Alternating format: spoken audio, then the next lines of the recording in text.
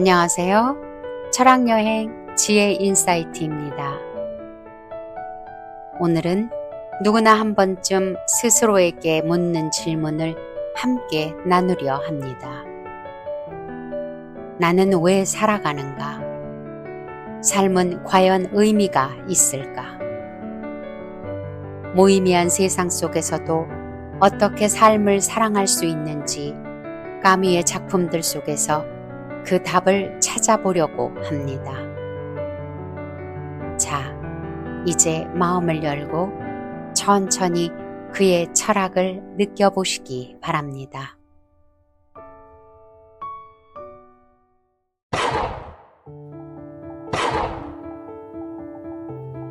이방인은 알베르 까미가 1942년에 발표한 대표작이자 부조리 철학의 정수를 보여주는 고전이다.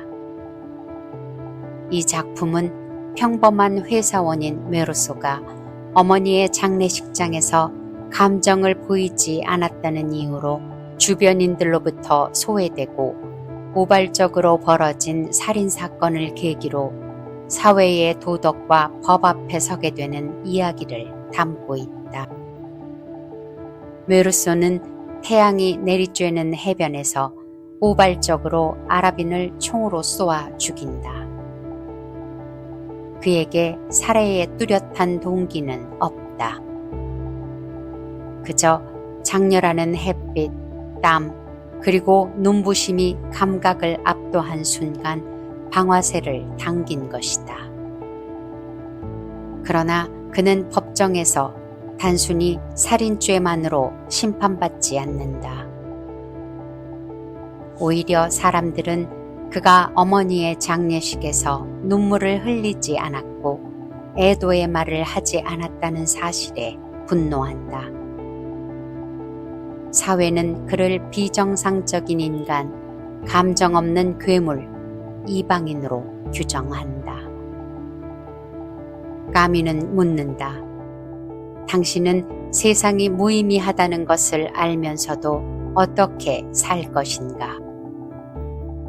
삶은 본질적으로 무의미와 고통, 거짓으로 가득하다.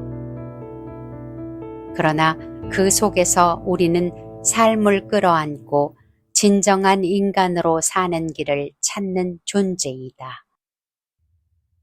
까미는 이 작품을 통해 삶의 무의미, 정직, 그리고 반항이라는 철학적 사유를 제시한다.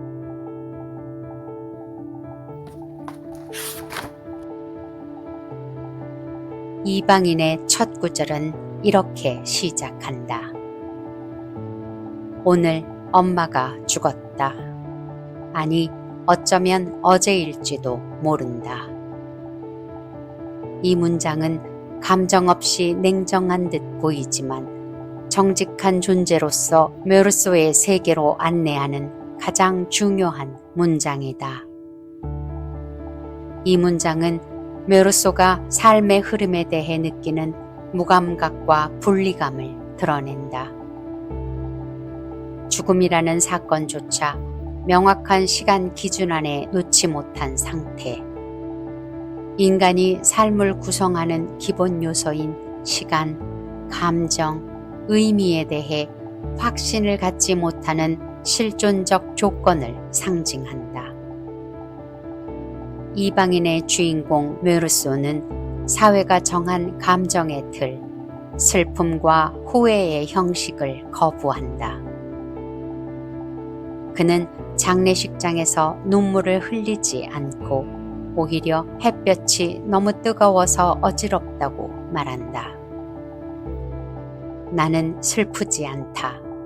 그저 태양이 뜨겁다는 것만 느낄 뿐이다. 이 고백은 단순한 냉담함이 아니다. 그는 감정을 느끼지 못하는 기계가 아니다.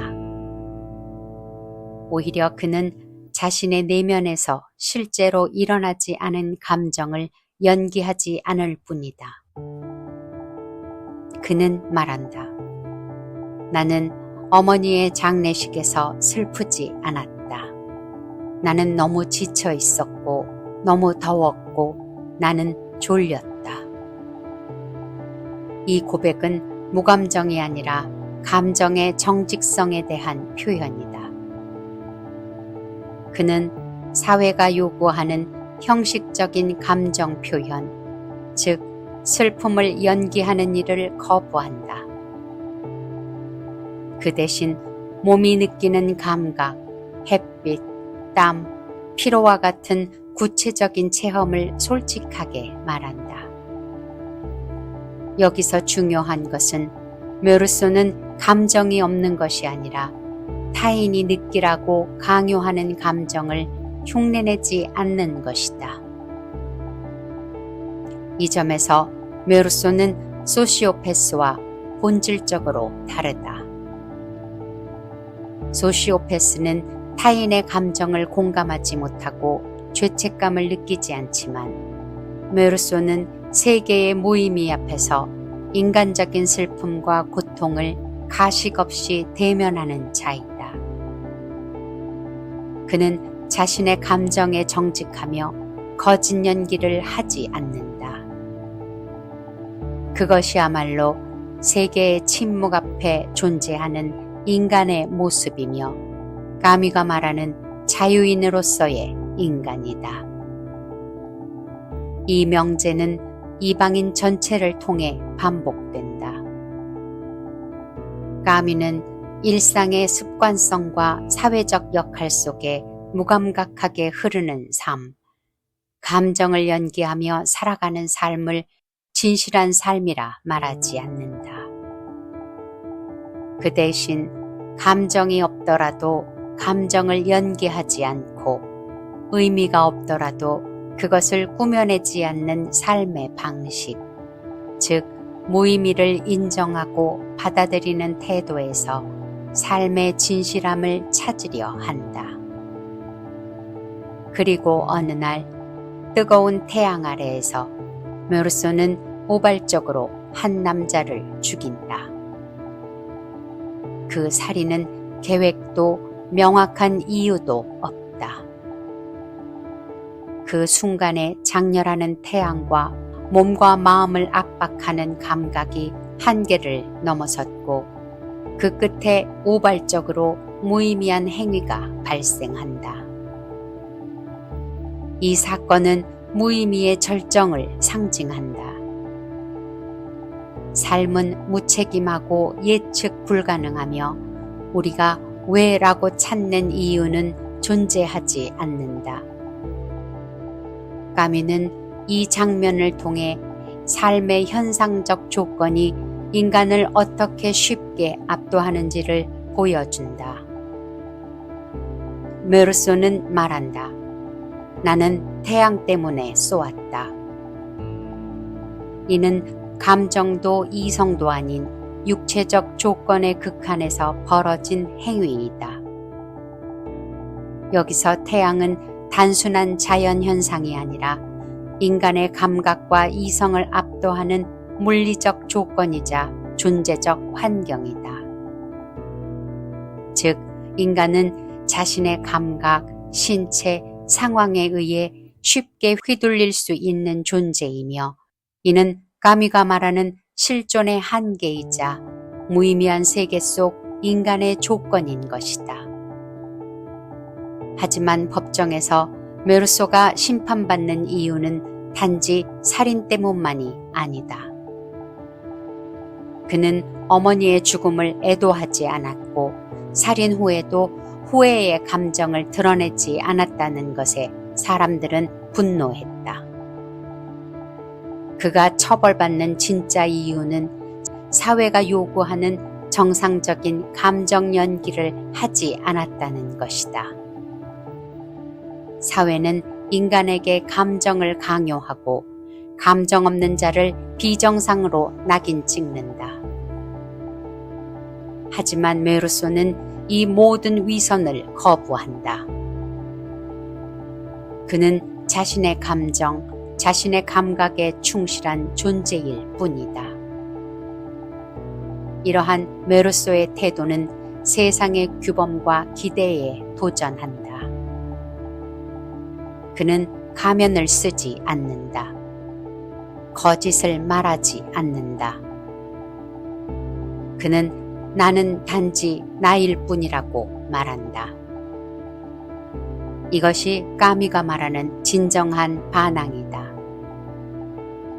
세상이 의미를 강요할 때 우리는 그 무의미 속에서 자유롭게 존재할 수 있는 용기를 가져야 한다.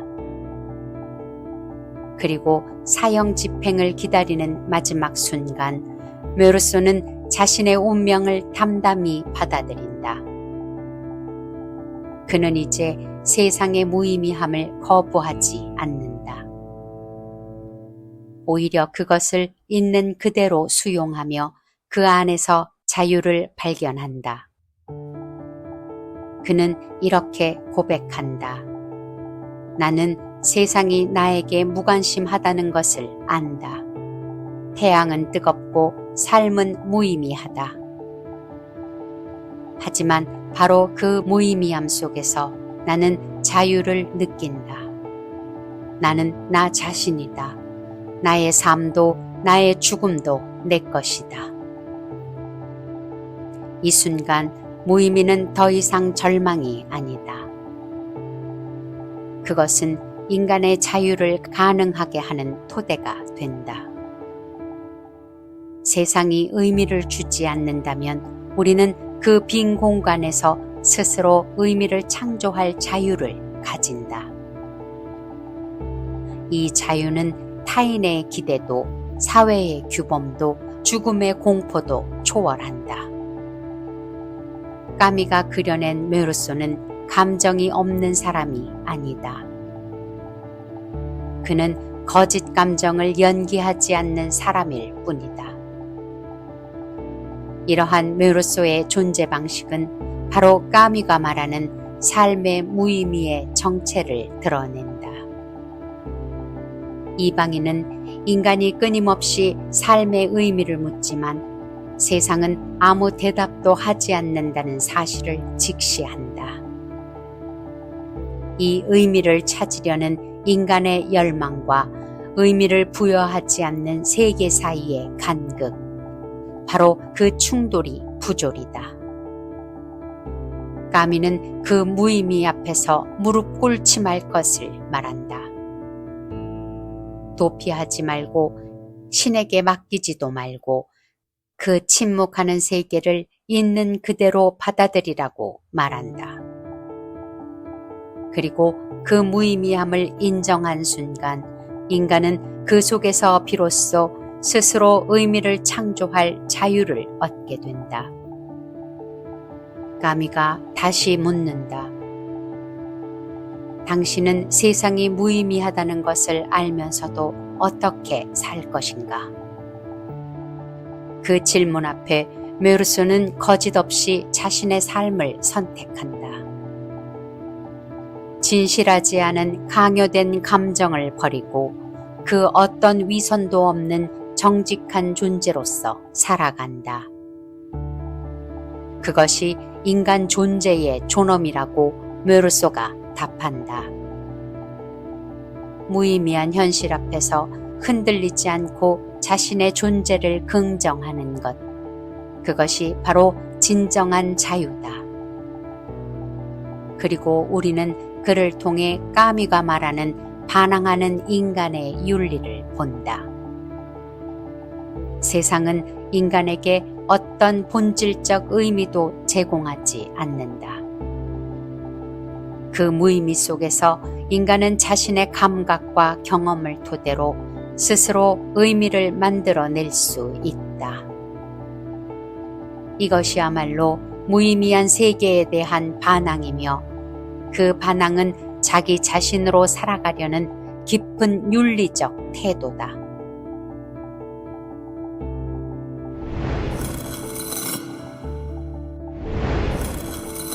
시지프의 신화는 1942년 이방인과 함께 발표한 까미가 직접 쓴 철학적 에세이다. 이 작품의 제목이자 중심 주제인 시지프 신화는 고대 그리스 신화에서 유래한 이야기다. 시지프는 신들을 교묘히 속이는 교활한 인물이었다. 그가 신들을 기만함으로써 신들의 분노를 사고 끔찍한 형벌을 받게 된다. 그의 형벌은 거대한 바위를 산 정상까지 밀어 올리는 것이었으나 바위는 정상에 도달하기 직전 다시 굴러 떨어진다. 시지프는 이 무한한 반복의 노동 속에서 벗어날 수 없으며 영원히 바위를 다시 밀어 올리는 고통스러운 형벌을 받는다. 이 신화는 인간이 겪는 무한한 고통과 무의미한 노동, 끝없이 반복되는 삶을 상징한다. 신들은 시지프를 무력하고 절망적인 존재로 만들려 했지만 그는 절망하지 않고 인간의 운명을 자각하며 끊임없이 바위를 밀어 올린다. 그 반복과 고통 속에서 시지프는 자신의 의지를 지키고 고통스러운 운명을 주체적으로 받아들이는 인간의 상징이 된다. 까미는 이 고대 신화를 통해 인간 삶의 본질을 철학적으로 재해석한다.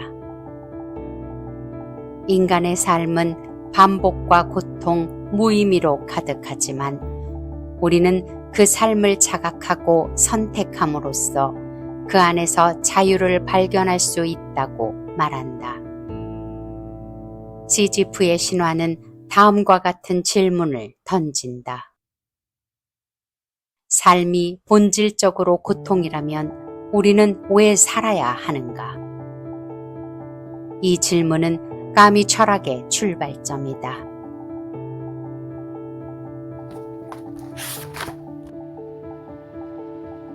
인간은 삶의 의미를 갈망하지만 세계는 침묵한다.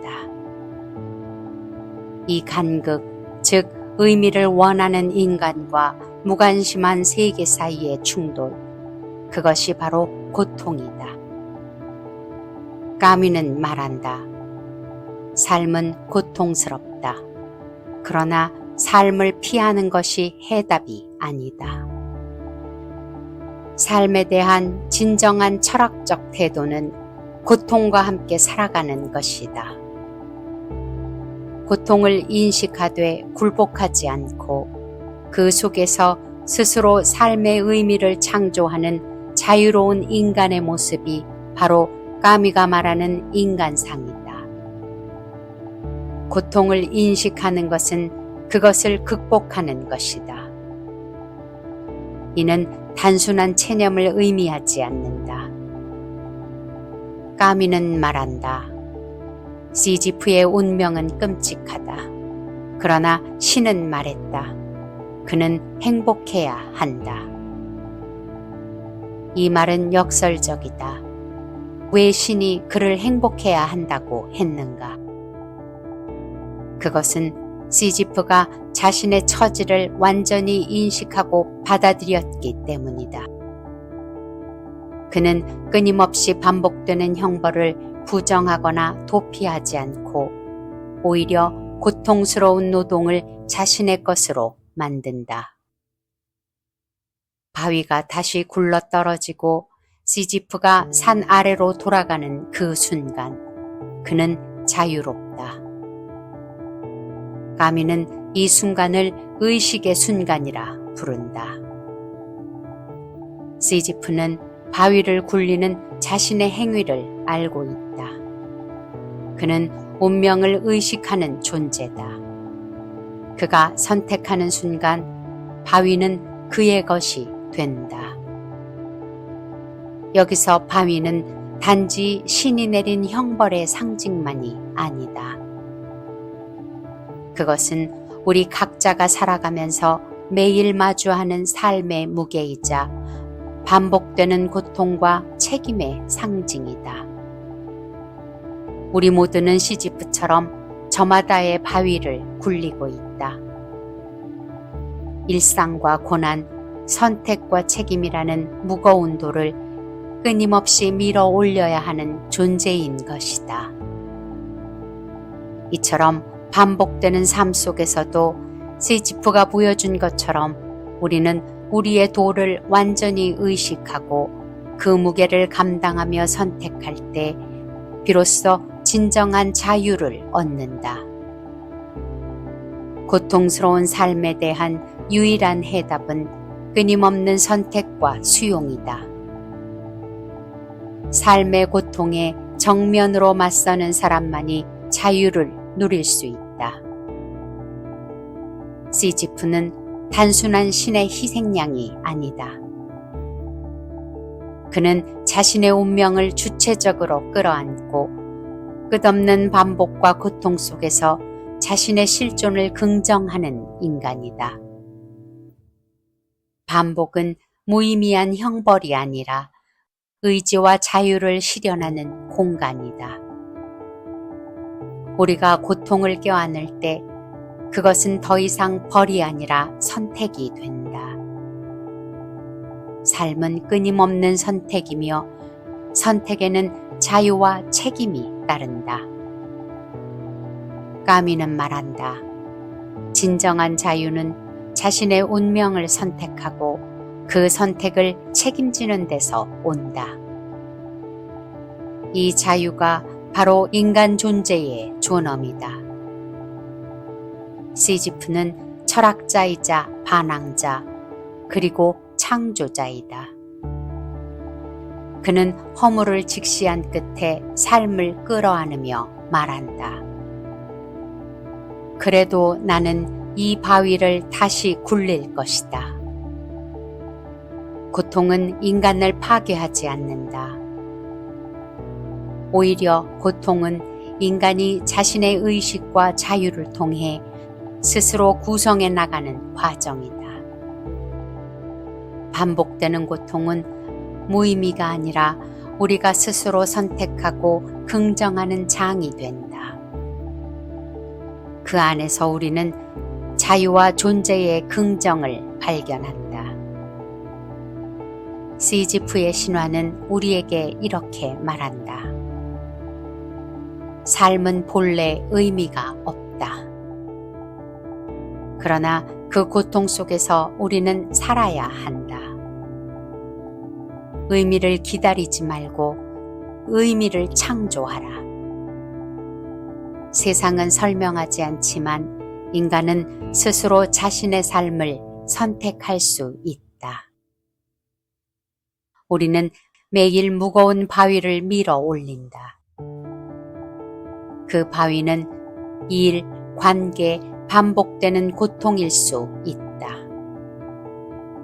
하지만 그 무게를 자각하고도 다시 산을 오르는 우리야말로 고통스러운 세계 속에서 자유를 선택하는 인간이다. 까미는 선언한다. 우리는 시지프를 행복한 사람으로 상상해야 한다. 이 말은 모든 고통을 넘어 자신만의 삶을 살아가는 인간에 대한 깊은 신뢰와 존엄을 담고 있다. 이 신화는 더 이상 형벌이 아니라 인간의 선택과 자유, 그리고 삶을 끝까지 껴안으려는 존재의 서사다. 오늘도 우리는 바위를 밀고 있다. 그러나 그 바위는 더 이상 우리를 억누르는 형벌이 아니라 우리가 자각하고 선택한 삶이다. 까미는 시지프의 신화에서 4가지 삶의 역설을 말한다. 첫째, 고통과 자유의 역설. 시지프의 형벌은 극한의 고통과 무의미함을 상징하지만 까미는 이 고통 속에서 자유가 싹튼다고 본다. 고통을 자각하고 선택하는 순간 그 고통은 더 이상 형벌이 아니라 자신이 선택한 삶의 일부가 된다. 이 자각의 순간이 바로 인간이 자유를 실현하는 순간이다. 둘째, 삶의 무의미에 대한 반항. 삶이 본질적으로 무의미하다는 깨달음은 절망이 아니라 출발점이다. 시지프는 이 무의미 앞에서 절망하지 않고 그 자체를 받아들이며 자신의 운명을 선택한다. 까미가 말하는 반항하는 인간의 윤리는 바로 여기서 나온다. 셋째, 반복과 의지. 우리는 반복되는 일상 속에서 자신만의 의미를 창조한다. 이는 단순한 수동적 고통이 아닌 능동적 삶의 실천이다. 넷째, 책임과 존엄. 삶이 선택임을 인정하는 것은 동시에 그 선택에 대한 책임을 받아들이는 것이다. 책임을 짐으로써 인간은 진정한 자유를 얻고 그 자유는 인간 존재의 존엄과 직결된다.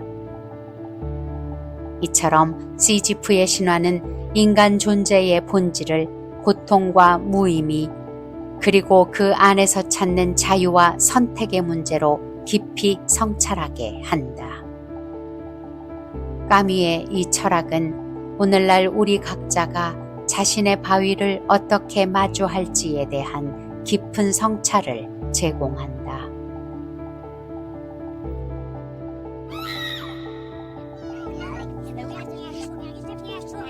페스트는 1947년 발표된 알베르 까뮈의 소설로 알제리의 오랑이라는 도시가 페스트라는 전염병으로 갑자기 봉쇄되고 고통받는 과정을 그린다. 이 전염병은 단순한 질병 이상의 의미를 지닌다. 자연이 인간에게 이유 없이 내리는 고통, 무자비한 재난의 상징으로 인간 존재가 마주하는 부조리와 고립, 두려움과 싸워야 하는 상황을 나타낸다. 오랑은 평범한 도시였지만 페스트가 닥치면서 일상의 질서와 인간관계가 붕괴되고 시민들은 극심한 혼란과 절망에 빠진다. 신은 침묵하고 자연은 무자비하다.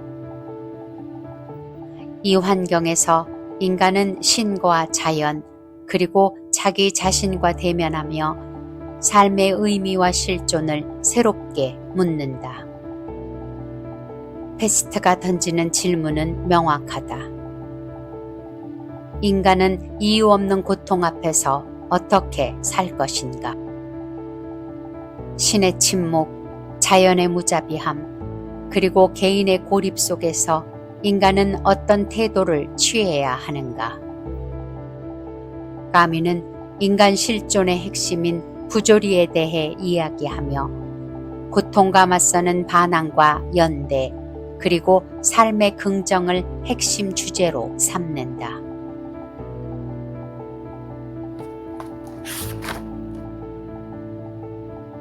오랑은 알제리 지중해 연안의 작은 항구 도시로 평범한 일상이 흐르는 곳이었다. 시민들은 시장을 오가고 아이들은 골목에서 뛰놀며 사람들은 서로의 삶에 묶여 있었다. 그러나 어느 날 도시를 덮친 페스트는 이 평화로운 일상을 산산조각냈다. 무자비한 병만은 인간의 계획과 의지를 무색하게 만들었고 삶은 불안과 공포로 뒤덮였다. 페스트가 확산하며 오랑 시민들은 혼란과 두려움에 휩싸였다. 어떤 이는 공포에 질려 절망과 회피로 자신을 고립시키고 어떤 이는 냉소적인 현실을 외면했다.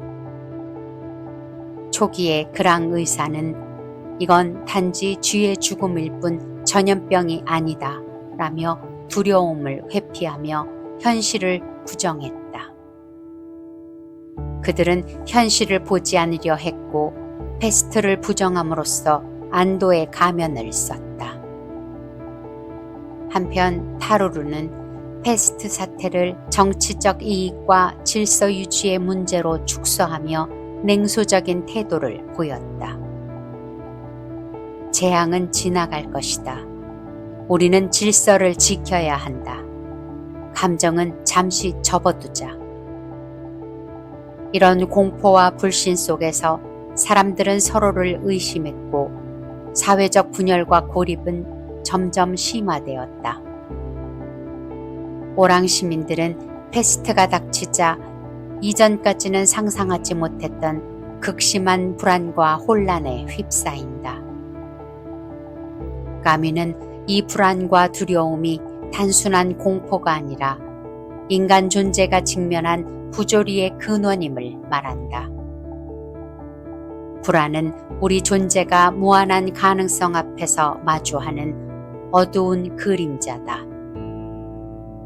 우리는 알 수 없는 죽음과 고통 앞에서 떨지만 바로 그 불안이 우리를 인간답게 만든다. 이 불안은 개인을 고립시키기도 하지만 역설적으로 다른 이들과의 연대를 촉진한다. 나는 혼자가 아니다 라는 깨달음 속에서 인간은 함께 고통을 견디고자 한다. 의사 류에와 그의 동료들은 환자를 돌보며 연대를 실천했다. 류에는 절망에 빠진 시민들에게 말한다. 우리는 모두 한 배를 타고 있다. 이 짧지만 무게 있는 말은 신이 침묵하고 자연이 무자비하게 고통을 내리더라도 인간은 서로에게 기대고 의지해야 한다는 깊은 연대와 공동체 의식을 담고 있다. 까뮤는 이 연대야말로 인간 존재가 본질적으로 고립되어 있음에도 부조리한 세계에서 선택할 수 있는 가장 강력한 반항임을 보여준다. 류에는 절망과 공포 속에서도 이렇게 선언한다. 죽음이 항상 승리할지라도 우리는 싸움을 멈추지 않는다. 이 말은 자연의 무자비함과 신의 침묵 앞에서도 인간이 포기하지 않고 반항하는 모습을 압축한다. 인간은 두려움과 회피, 냉소와 고립이라는 모순된 감정을 겪지만 결국은 의미 있는 고통에 저항하며 살아간다. 까뮤가 말하는 반항하는 인간의 전형이 바로 여기 있다. 더 나아가 신앙인 파넬루 신부와 무신론자인 류에 간의 대화는 이 모순적 인간 존재를 상징적으로 드러낸다. 신부는 패스트를 신의 벌이라 해석하며 고통에 신성한 의미를 부여한다. 패스트는 인간의 죄에 대한 신의 심판이다. 믿음이 그 고통을 견디는 힘이다. 그러나 류에는 이렇게 맞선다. 나는 신의 침묵 속에 살아간다. 신이 없기에 인간은 자신의 책임 아래 직접 싸워야 한다. 이 대화는 인간이 신앙과 무신앙, 희망과 절망 사이에서 끊임없이 흔들리는 모순적 실존 조건임을 말해준다. 신의 침묵과 자연의 무자비함은 고립과 절망을 낳지만 동시에 인간은 그 속에서 스스로 삶의 의미를 창조해야 한다는 메시지를 담고 있다. 마지막으로 류에는 이렇게 고백한다. 죽음이 불가피함을 알면서도 우리는 삶을 사랑한다. 이 말은 부조리한 현실 앞에서 삶을 포기하지 않고 끝까지 맞서 싸우는 삶의 긍정을 상징한다. 자연의 고통과 신의 침묵에도 불구하고 인간은 사랑과 연대를 통해 끊임없이 반항한다. 우리는 모두 죽음을 향하지만 매 순간 삶의 의미를 창조하며 살아간다. 그것이 우리의 저항이다. 이처럼 패스트는 고통스러운 세계 속에서 인간이 어떻게 존엄과 자유를 지키며 살아가는지를 깊이 탐구한다. 베스트는 단순히 한 도시를 덮친 전염병의 이야기만이 아니다. 이 작품은 인간 존재가 마주하는 근본적인 부조리, 즉 이유 없고 무자비한 고통과 죽음, 신의 침묵이라는 실존적 현실을 깊이 탐구한다. 까뮈는 이 부조리 앞에서 인간이 겪는 모순과 갈등, 그리고 그 속에서 빛나는 반항과 존엄을 예리하게 드러낸다. 자연은 어떤 이유도 설명도 없이 고통을 내리며 신은 침묵한다. 이 침묵하는 신은 인간으로 하여금 존재의 근본적 고독을 직면하게 한다. 하지만 여기서 까미가 주목한 것은 바로 인간의 자유다. 인간은 자신을 둘러싼 부조리한 세계에서 무력하게 희생당하는 존재가 아니다. 오히려 그 부조리를 똑똑히 인식한 후 그 안에서 스스로의 삶과 선택에 책임을 지는 존재다. 이는 단순한 체념이 아닌 반항이다. 반항하는 인간은 부조리한 현실에 맞서 절망을 거부하고 의미 없는 고통을 의미 있는 선택으로 전환한다.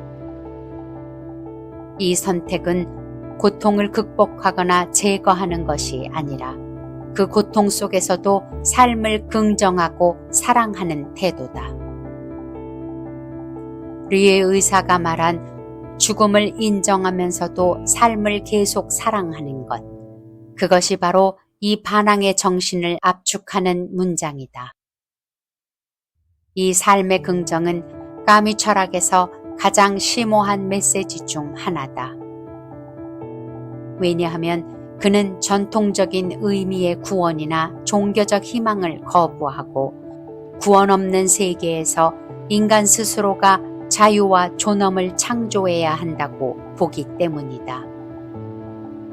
인간은 어떤 초월적 의미나 신의 지침 없이도 스스로 의미를 만들어내며 고통을 딛고 서서 자신의 존재를 긍정할 힘을 가진다. 페스트는 인간 조건의 본질적 모순, 연대와 고립, 희망과 절망, 신앙과 무신앙 사이의 긴장을 통해 인간 삶의 복잡성과 풍부함을 드러낸다. 까미는 인간이 이 모순을 회피하거나 도피하지 않고 직면할 때 진정한 존엄과 자유를 획득한다고 믿었다. 베스트는 인간이 부조리한 세계에서 맞닥뜨리는 궁극적 실존의 문제를 다룬다. 그것은 이유 없는 고통과 죽음 앞에서 살아간다는 것이 무엇인가, 그리고 어떻게 살아가야 하는지에 대한 질문이다. 까미는 이 작품을 통해 삶은 필연적인 고통과 죽음으로부터 자유로울 수 없지만 그럼에도 불구하고 우리는 그 삶을 선택하고 사랑함으로써 진정한 자유인이 된다는 진리를 선언한다. 이 선언은 고통스러운 현실을 있는 그대로 직면하면서도 그 속에서 인간이 만들어낼 수 있는 가장 강렬한 긍정과 희망이다.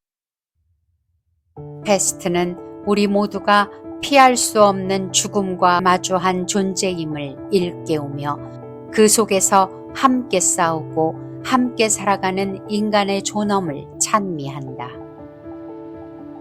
따라서 이 작품은 한편으로는 비극적 현실의 냉엄함을 고발하고 다른 한편으로는 그 현실 속에서도 인간이 자기 자신과 세계를 변화시키는 삶의 힘을 지녔음을 극명하게 보여준다.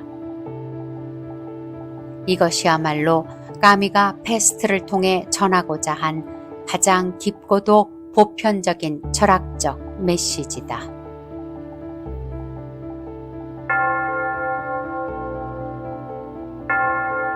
반항하는 인간은 2차 세계대전 직후 인류가 겪은 극심한 고통과 혼란 속에서 알베르 까미가 집필한 철학적 에세이다.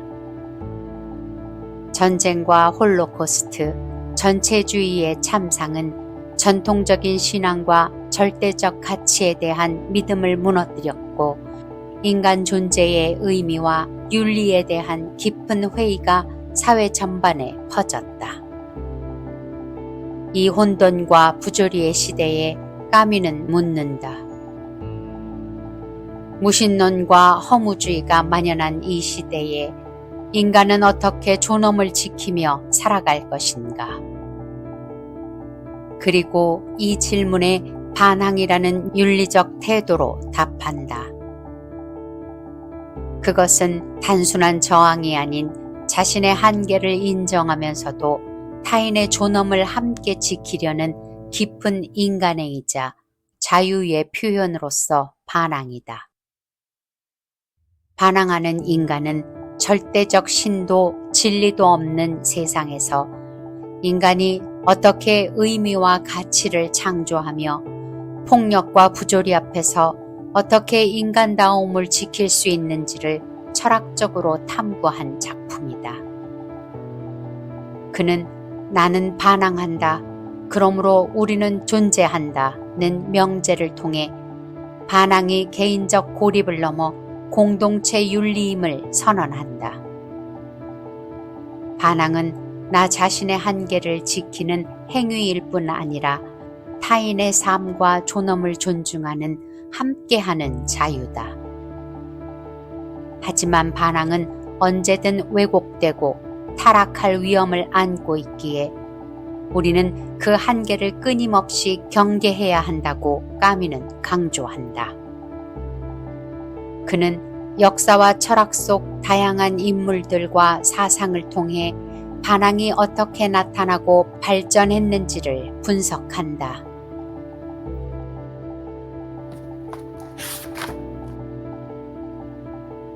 도스토옙스키의 이반 카라마조프는 세상에 아이들이 고통받고 있는데 그런 세상을 만든 신이 있다면 나는 그 신을 인정할 수 없다고 선언한다.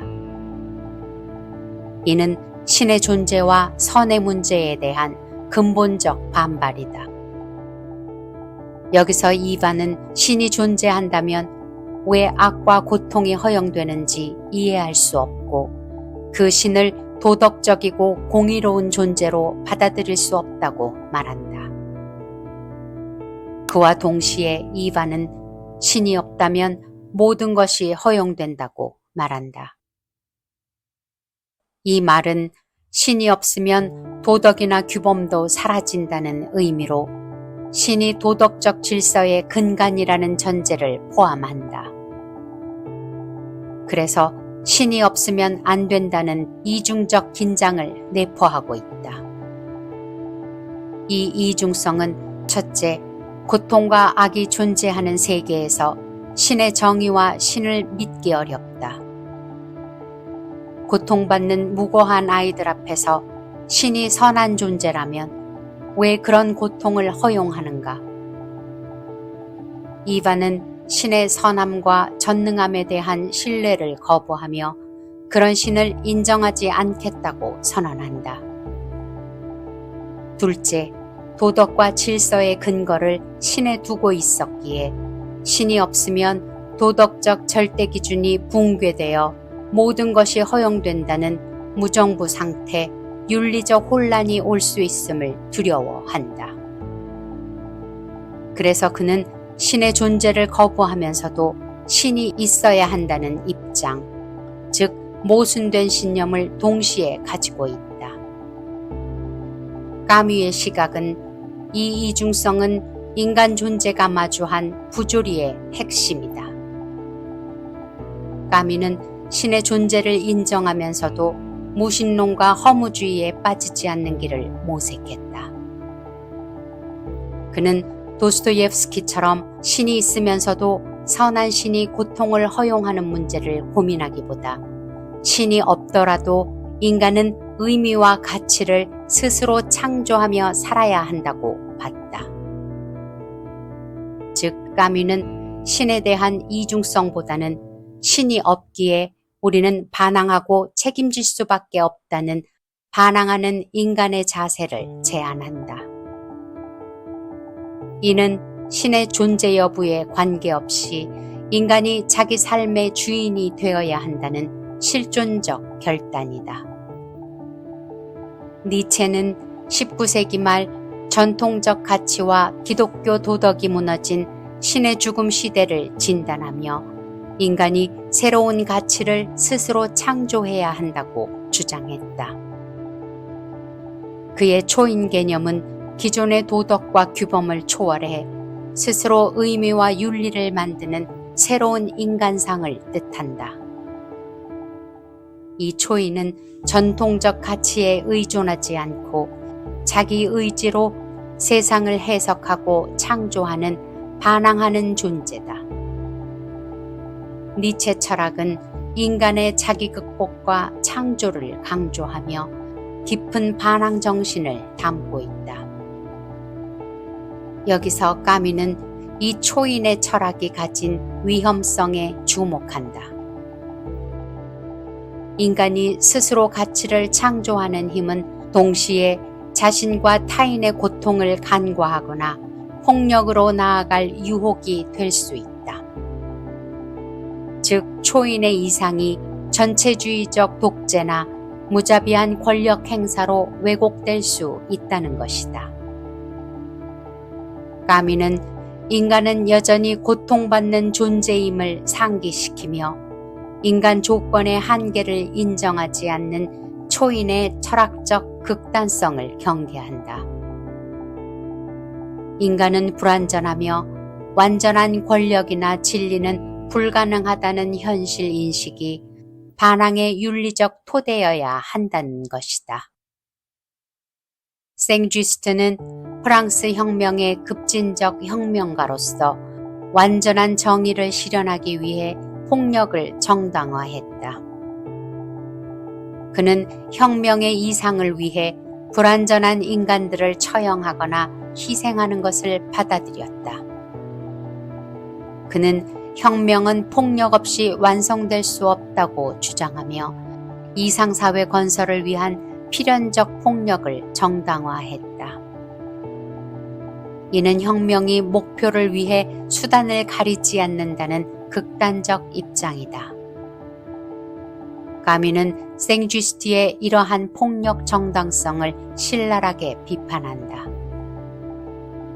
그는 절대적 정의가 절대적 폭력으로 전락하는 순간 정의가 인간성을 파괴하고 반인간적인 폭력으로 변질된다고 지적한다. 즉, 정의가 목적을 위해 인간 생명을 희생시킬 때 그것은 더 이상 정의가 아니라 폭력일 뿐이라는 것이다. 이 점에서 까뮈는 폭력을 거부하며 윤리적 반항은 타인의 생명과 존엄을 지키는 한계의 자유임을 역설한다. 마르키 드 사드는 18세기 말 프랑스에서 금기와 도덕을 극단적으로 도전한 작가이자 사상가다. 그는 쾌락과 자유를 최고 가치로 삼으며 기존 도덕과 법을 무너뜨리는 극단적 해방을 주장했다. 하지만 그의 자유는 타인의 고통을 철저히 무시하고 폭력을 정당화하는 곳으로 변질됐다. 사드는 자기 쾌락 추구를 위해 타인의 고통과 죽음까지도 허용하는 극단적 쾌락주의를 펼쳤다. 까뮈는 사드를 통해 반항이 자기 이익과 욕망에 복무할 때 어떻게 타락하는지 보여준다. 쾌락이라는 이름 아래 숨겨진 폭력과 자기 파괴적 자유는 진정한 반항이 아니다. 진정한 반항은 자유이지만 타인의 존엄을 인정하는 윤리여야 한다. 미하일 바쿠니는 19세기 무정부주의의 대표자다. 그는 국가와 법, 종교 등 모든 권위와 제도를 무너뜨리고 완전한 자유와 평등을 이루려 했다.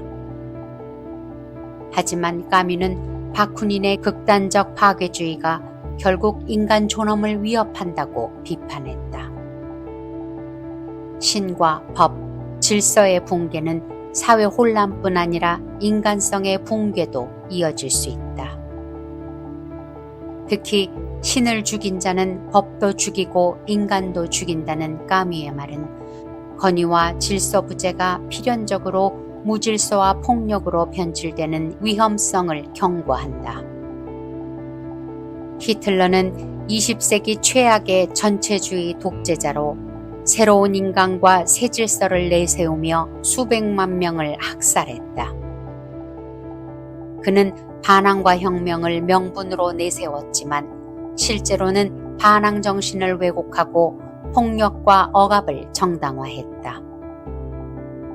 까뮈는 히틀러의 행위를 반항의 완전한 타락으로 규정하며 반항이 사람을 죽이는 순간 그것은 반항이 아니다라고 단호하게 말한다. 반항은 인간을 살리는 것이어야지 파괴하는 폭력이 되어서는 안 된다는 것이다. 까뮈가 반항하는 인간에서 제시하는 반항의 철학은 단순한 저항이나 분노를 넘어선다. 그것은 인간 존재의 근본적인 윤리적 행위로서 존엄과 윤리라는 한계를 지키기 위한 필수적인 선택이다. 까뮈는 역사 속 수많은 극단적 반항 사례가 어떻게 파괴와 폭력으로 변질되었는지를 냉철하게 분석하면서도 그렇기에 더욱더 한계를 지키는 반항이야말로 진정한 인간의 기림을 설파한다. 반항은 자기 자신뿐 아니라 타인의 삶과 존엄을 동시에 수호하는 한계의 자유다. 이 자유는 무조건적인 폭력과 무자비한 파괴를 거부하는 윤리적 절제에서 비롯된다. 우리는 절대적인 진리나 완전한 정의를 획득할 수 없으며 그 부재 속에서 끝없이 흔들리는 존재다.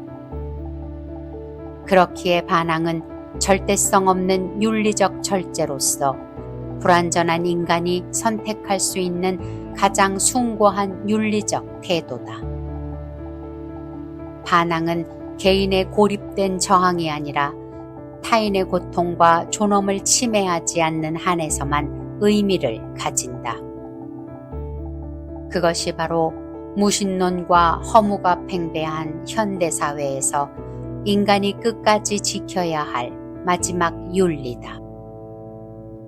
까뮈의 철학은 오늘날에도 더욱 절실한 메시지를 전한다. 폭력과 갈등, 극단적 이념이 만연한 세계에서 우리는 끊임없이 반항의 한계를 점검하며 스스로를 경계해야 한다. 그 한계를 넘어서는 순간 반항은 파괴적 광기로 변질되고 인간성을 상실한다. 그러나 반항을 통해 한계를 지키는 자유를 선택하는 순간 우리는 비로소 자유로운 인간이 된다. 따라서 까뮈의 반항은 단순한 저항이 아니라 인간 존재가 맞닥뜨린 가장 근본적이고 숭고한 윤리적 도덕이며 가장 위대한 인간적 행위인 것이다.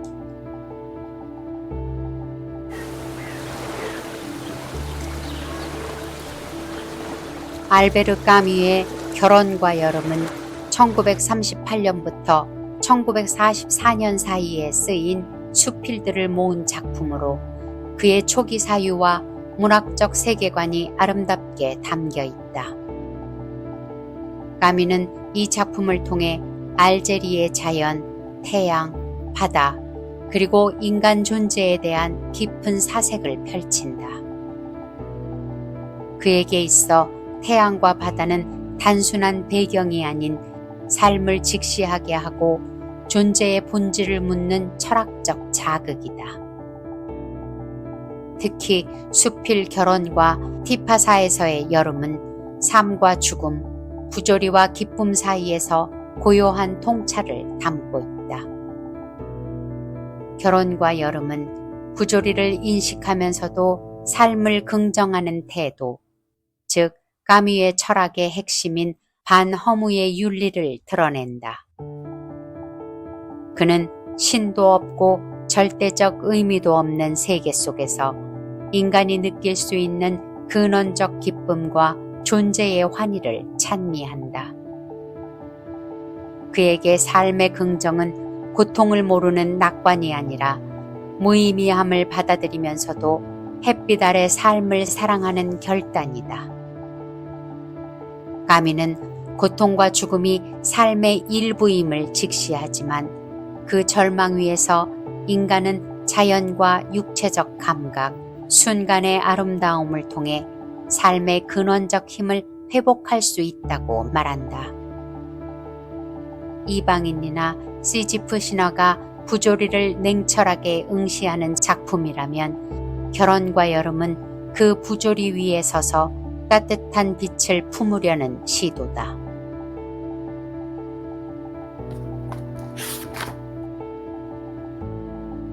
결혼에서 까미는 말한다. 나는 두려움을 느끼지 않는다. 죽음을 생각할 때 나는 모든 것을 지금 이 순간에 사랑하려는 충동을 느낀다. 이 말은 까미 철학의 핵심인 현재의 삶에 대한 강한 긍정을 드러낸다. 그는 인간이 결국 죽을 존재임을 알면서도 그 지식을 절망으로 치닫는 것이 아니라 삶에 대한 열렬한 애정으로 전환시킨다. 죽음은 삶을 더욱 강렬하게 살게 만드는 자극이며 이 순간을 절대적인 것으로 만든다. 또한 티파사에서의 여름에서는 다음과 같이 말한다. 가장 깊은 고통 속에서도 나는 태양을 사랑하며 이 세계가 아름답다고 말하고 싶다. 이 고백은 부조리한 세계를 인식하면서도 삶의 아름다움을 끝까지 붙드는 태도를 보여준다. 그는 티파사의 폐허 속에서 과거와 죽음을 떠올리지만 그 위에 비치는 강렬한 태양빛과 바다 냄새, 바위의 촉감을 통해 지금 이 순간 살아있다는 감각을 되살린다. 나는 폐허 속에서 살아있는 몸을 느꼈고 죽은 것들과 나 사이의 거리를 태양이 줄여주었다. 그는 말한다. 햇살은 모든 것을 재로 만들고 다시 아름답게 만든다. 까미에게 있어 감각은 단순한 물리적 체험이 아니다. 그것은 무의미한 세계 속에서도 인간이 자기 존재를 긍정할 수 있게 하는 철학적 통로다. 시선을 태양에, 귀를 바다에, 피부를 바위에 두는 순간 인간은 자기 삶의 뿌리를 다시 발견한다. 신 없이도 구원 없이도 이 땅 위에서 느끼는 환희는 살아있음의 진실을 증명한다. 감각에 몰입하는 순간 인간은 더 이상 무의미에 억눌리지 않는다. 그것은 존재하는 모든 것을 있는 그대로 받아들이고 그것을 사랑할 수 있게 된다. 감각은 추상적 사유를 넘어서 인간을 지금 이 자리로 되돌려 놓는다. 여기서 사랑과 행복은 먼 이상이 아닌 살아있는 육체와 세계 사이의 교감에서 발생한다. 여름에서는 이런 말도 있다. 삶은 대답 없는 물음이지만 나는 그 물음을 아름답게 사랑하려 한다. 이 말은 부조리에 대한 절망이 아니라 사랑으로 응답하려는 까미의 태도를 드러낸다. 그는 세상의 침묵을 깨뜨리려 하지 않는다. 대신 그 침묵 속에서 햇살의 언어를 듣고자 한다. 고통이 진실이고 죽음이 끝일지라도 그는 삶을 거절하지 않는다. 또한 알제의 결혼에서는 다음과 같은 고백이 이어진다. 세상의 아름다움을 알게 되었을 때 나는 세상이 의미 없다는 사실을 받아들일 수 있었다. 여기서 까미는 자연의 장엄함이 인간 존재의 무게를 지탱할 수 있다고 믿는다. 인간은 고통받고 죽지만 그럼에도 불구하고 우리는 이 세계에서 기쁨을 느낀다. 그 기쁨은 의미가 있어서가 아니라 감각 자체가 진실하기 때문이다. 인간은 불멸이 아니지만 그 불멸을 꿈꾸지 않아도 삶은 충분히 찬란하다는 것이 까미의 메시지다. 감각과 자연이 주는 존재 확인은 단순한 쾌락을 넘어선다. 그것은 무의미한 세계 속에서 인간이 자기 존재를 실감하는 근원적 방식이다. 차가운 바위의 촉감, 태양의 따스함, 바람의 시원함, 바다의 짠내는 몸과 세계가 맞닿는 지점이다. 이 접촉은 인간을 고독한 사유에서 해방시키고 삶을 온전히 포용하는 힘이 된다. 감각은 사랑과 행복과도 깊이 연결된다. 까미는 사랑을 먼 이상이 아닌 몸과 몸이 만나는 자연과 인간이 함께 숨쉬는 순간으로 본다. 행복 역시 미래의 목표가 아니라 현재의 감각적 경험 속에서 발견되는 순간적인 충만함이다. 부조리한 질문 앞에서 절망 대신 사랑으로 응답하는 그의 태도는 감각과 존재를 통해 인간이 허물을 넘어서는 길을 보여준다. 결혼과 여름은 삶의 무의미함을 외면하지 않으면서도 그 안에서 인간이 어떻게 존재를 긍정할 수 있는지를 보여주는 작품이다. 죽음을 알기에 더욱 강렬히 살고자 하는 결단, 의미 없음 속에서도 눈부신 감각과 순간의 아름다움을 포착하려는 인간의 용기. 이것이 까미가 말하는 삶의 윤리다. 감각은 이 세상의 아름다움과 고통을 동시에 받아들이는 능력이며 추상적 구원이 아니라 구체적 생존 속에서 피어나는 사랑의 힘이다. 감각에 몰입할수록 인간은 자신이 이 세계에 속해 있다는 것을 느끼고 그 소속감 속에서 삶을 포용하게 된다. 까미에게 감각이란 단순한 쾌락이나 일시적 기쁨이 아니다. 그것은 인간이 세계와 접촉하며 살아있음을 확인하는 가장 원초적이고 진실한 방식이다. 감각은 머리로 이해하기 전에 몸으로 받아들이는 존재의 증거다. 그는 말한다. 나는 햇살 아래서만 진실을 알게 되었다. 이 말은 육체적 삶, 즉 감각의 삶 속에서 진실을 발견하려는 까미의 철학을 상징한다. 인간은 자연의 빛과 냄새, 바람과 땅 속에서 자기 삶을 긍정할 수 있다.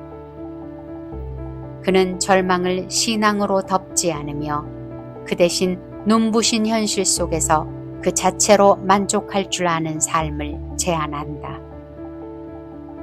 이러한 감각적 접촉은 결국 사랑과 행복으로 확장된다. 사랑은 타인과 맺는 관계 이전에 이 세상과 맺는 첫 번째 관계다. 행복은 지금 여기서 햇살을 쐬고 바다를 바라보며 숨쉬는 바로 그 순간에 있다. 감각은 인간을 추상에서 현실로, 관념에서 땅 위로 다시 내려오게 한다. 그리고 그 접촉 속에서 인간은 행복해질 수 있다. 그것은 완전한 의미의 행복이 아니라 덧없지만 확실한 기쁨, 순간적인 충만함이다. 행복이란 절망의 반대가 아니라 절망을 껴안고도 삶을 사랑하려는 태도에서 시작된다고 그는 믿었다. 까미는 말없이 아름다운 자연과 존재의 감각에 응답하면서 인간이 어떻게 허무에 굴복하지 않고 그것을 뛰어넘는지를 보여준다. 이 작품은 우리에게 말한다. 부조리한 세계를 직시하라. 그러나 그 세계를 사랑하라. 절망을 껴안되 삶을 포기하지 말라. 그리고 지금 여기 이 햇빛 아래서 존재하라. 이것이 까미의 철학이며 결혼과 여름이 들려주는 가장 인간적인 노래다.